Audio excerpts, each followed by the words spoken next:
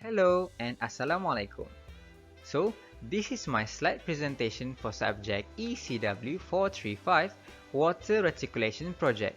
My name is Khairul Nazhan bin Khairul Izwan. The introduction of water reticulation. A water reticulation system helps water move from the original source to the consumer. Considering the volume of water required is another factor when planning and designing the system. The water moves with the help of energy and must overcome any resistance it encounters when changing elevations. The objective for this project. The first one is to determine the design flow. The second one is to propose a water supply reservoir and also pipe network. Lastly, to analyze the residual heat for the purpose pipe size. Before we proceed further, these are the specifications of pipe used for the project. First of all, I've decided to use 0.25 meter for my pipe diameters. Next, the material used for my pipe is high density polyethylene or also known as HDPE. I've decided to use this type of material because of its quick installation, high flexibility, and also high resistance against load. Lastly, the roughness coefficient used is 130.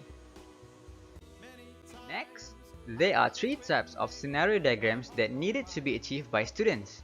The first one is proposed layout design, peak flow layout design, and finally, firefighting flow design. Proposed layout design. Each student is given the same layout plan, but what makes it different from other students is the types of building that can be located inside the layout plan are 100% free based on student creativity. Next, peak flow layout design. Peak flow explains the maximum water level reached during specific event. Basically, the formula used inside this design is 2.5 times water demand. Finally, we move on to firefighting flow layout design. Students are required to find their own class risk. The selection of class risks depends on the types of building used inside their layout plan. In my project, I've decided to use class D risk. Finally, Q fire is determined by using a formula Q fire equal fire risk plus total water demand.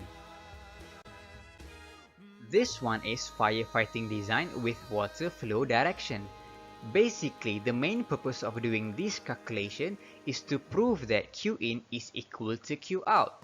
Hence, the heat balance method can be proceeded.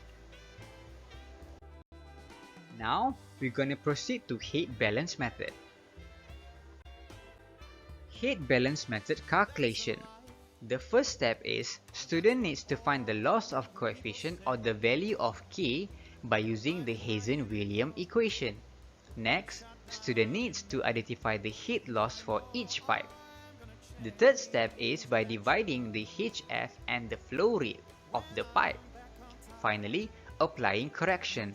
There are two methods of applying correction. The first one is for the non-jointing pipe. Meanwhile, the second one is for the adjoining pipe.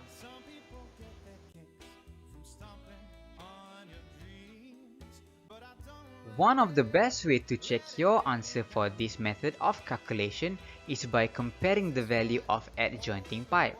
As an example, you can see HG and GH are known as adjoining pipe, and their value of loss of coefficient, flow rate, head loss, HF divided by Q, and also their correction are the same.